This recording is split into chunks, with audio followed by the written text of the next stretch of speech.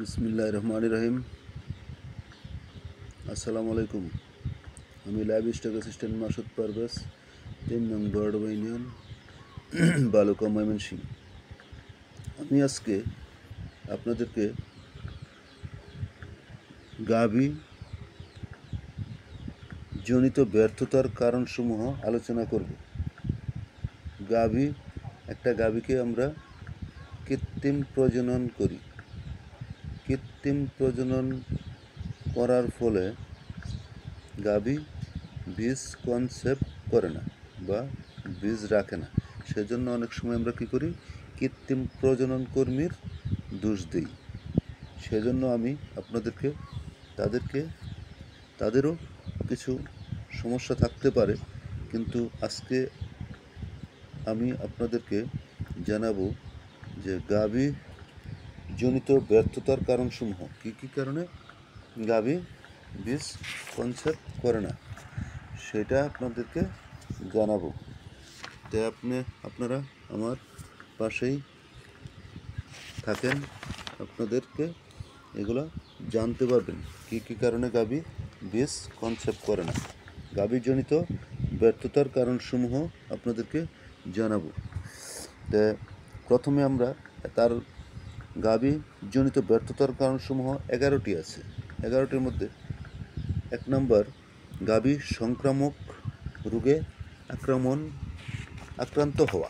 গাভী সংক্রামক রোগে আক্রান্ত হওয়া, সেজন্য গাভী কী করে, বীজ কনসেপ্ট করে না।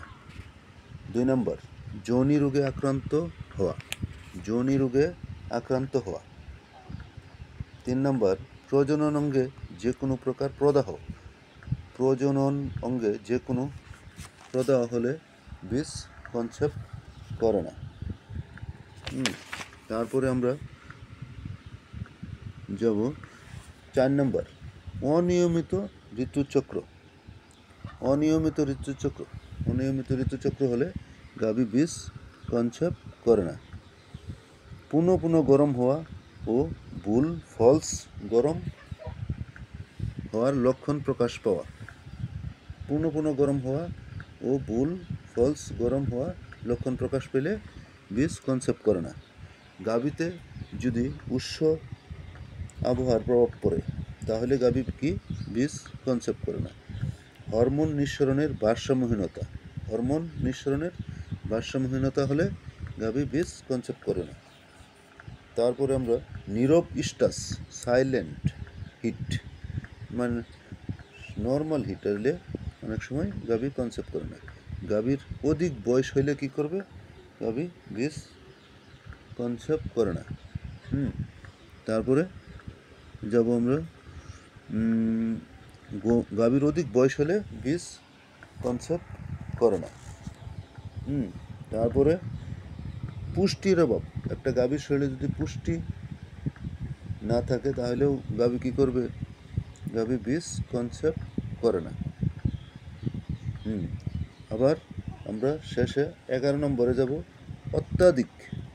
গাভীর যদি অত্যাধিক কৃমির সংক্রমণ হয় তাহলে গাভী কী করবে, গাভী বীজ কনসেপ্ট করে না।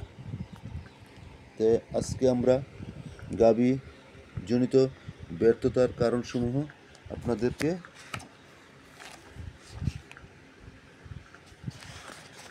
জানাইলাম, এবং পরবর্তীতে আরও অনেক গুরুত্বপূর্ণ বিষয় নিয়ে আলাপ করব।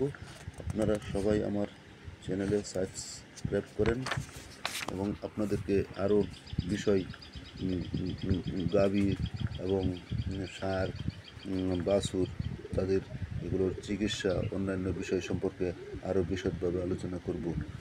আজকে এ পর্যন্তই। আল্লাহ হাফেজ। আসসালামু আলাইকুম।